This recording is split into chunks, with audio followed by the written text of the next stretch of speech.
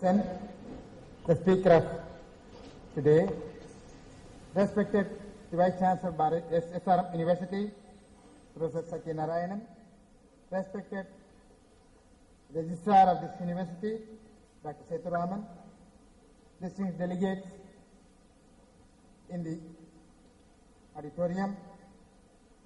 It gives me a great pleasure to chair a session on this special lecture to be delivered by a great economist who received his Nobel Laureate Prize in Economics for the work in welfare of economics in 1998. We are in an era where India has progressed economically very well in the past over 63 years of its independence. India today ranks 11th in the world in terms of gross domestic product, GDP. It ranks 4th in the world in terms of purchase power parity among 177 countries. What is unfortunate is, with this much of economic development, the people, when you divide the GDP and the purchasing power parity among the people of this country, GDP per capita, on that basis, this country goes down to 142. Country stands at 142nd rank in terms of GDP per capita. In terms of purchase power parity, the rank goes down to 129 purchase power parity per capita. This country's development is largely dependent on the great economists. Rightly, in our 98th Indian Science Congress, we have chosen the Nobel orator to deliver a lecture on the aspects of economics, which will take this country for uniform distribution of, equal distribution of income distribution among the people in the country. That way, I extend a very warm welcome to DR.Amartya Sen to deliver a lecture on economics, and I have the pleasure of introducing him to the audience.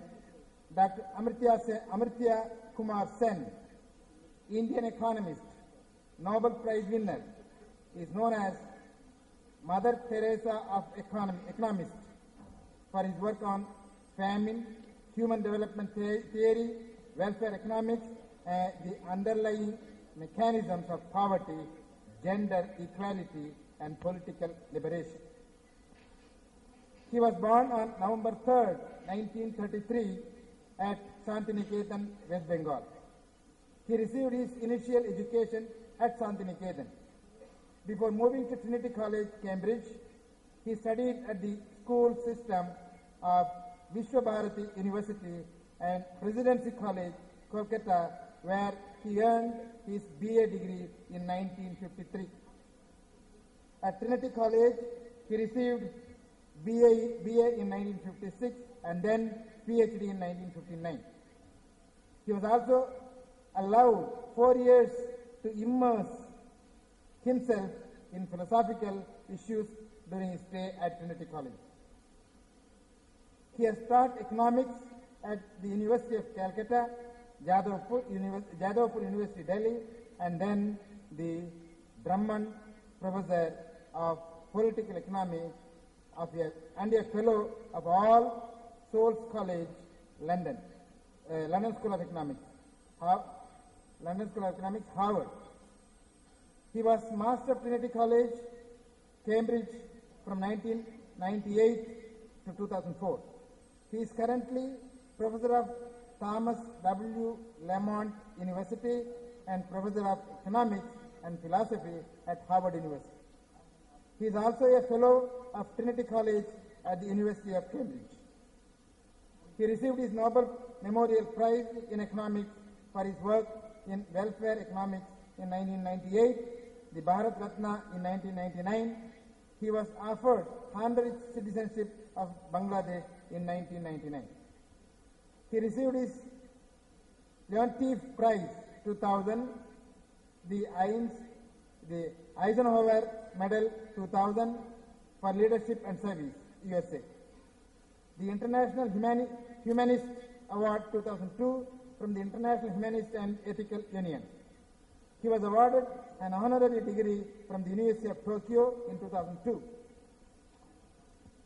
He was conferred the Lifetime Achievement Award by the Indian Chamber of Commerce in 2003 and Lifetime Achievement Award by UNESCO. His books have been translated into more than 30 languages in the world. He is a trustee of economists for peace and security.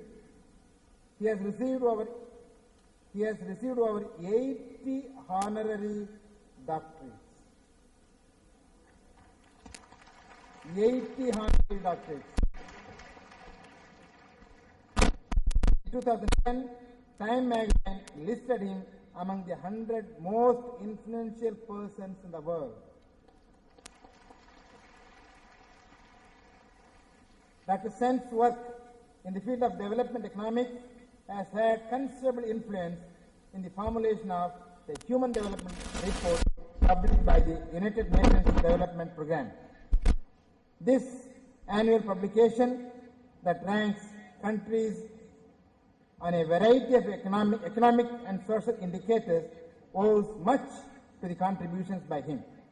Among other social choice theories in the area of economic measurement of poverty and equality. You have such a great Laurel Lobet,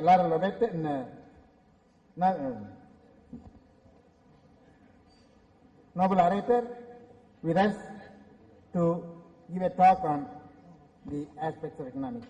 I once again welcome the Nobel orator for giving his lecture. Thank you very much.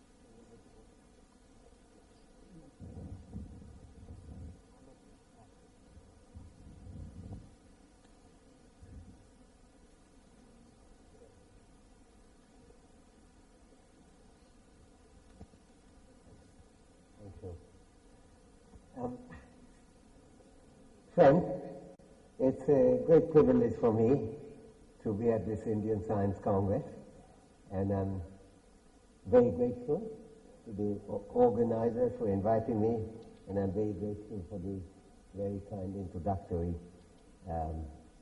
statement that was made. I have to say, I am going to disappoint you a bit because I'm not going to talk about economics. As it happens, I wear very many different hats, and at the moment I'm also chairing the governing body of the new re-establishment of the very old University of Nalanda. And I thought I will talk about Nalanda, and the title of the talk is Nalanda and the Pursuit of Science.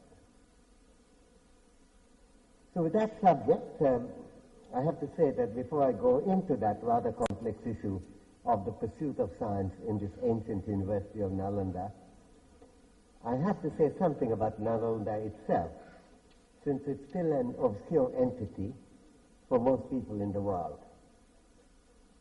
Since the university is being right now re-established under a joint Asian initiative led by not only India but also China, Japan, Singapore, Thailand, in all the East Asian summit countries, all of them. And it has already been formally established without there being any sign on the ground of that as a university through an act of Indian Parliament. So that's the history that we have to reassess, understand, in thinking about what is it that we are trying to do at the moment. I should mention, since a lot of people are interested in Nalanda, that there will be copies of this talk, I'm thinking particularly of the press, one of my recurrent complaints is that no matter what I say, when I read it in the papers, I cannot recognize it. So I tend to take the precaution of having copies of it. Even that sometimes doesn't work.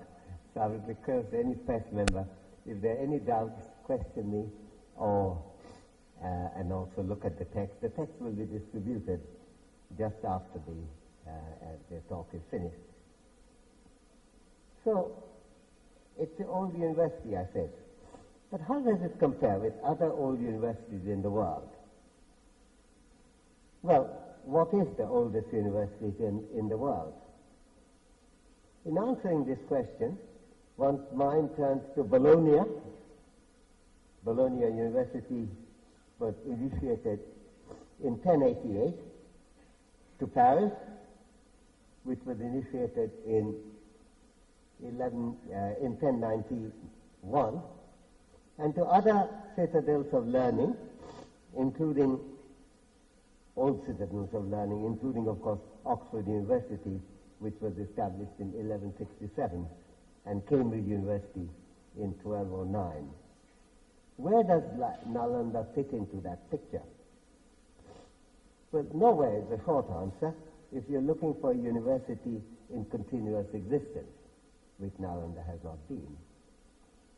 Nalanda was violently destroyed in an Afghan attack led by the ruthless conqueror Bakhtiyar Khilji in 1193. That is shortly after the beginning of Oxford University and shortly before the initiation of Cambridge University. So Nalanda University, an internationally renowned center of higher education in India, which was established in the early 5th century, was ending its continuous existence of more than 700 years as Oxford and Cambridge were being newly founded. And even compared with the oldest European university, namely Bologna, Nalanda was more than 600 years old when Bologna was born. Had it not been destroyed, and had it managed to survive to our own time, Nalanda would be by a long margin the oldest university in the world. Another distinguished university, which did not stay in continuous existence either, namely Al-Azhar University in Cairo, with which Nalanda is sometimes compared, was established at a time, 970 AD, when Nalanda was already more than 500 years old.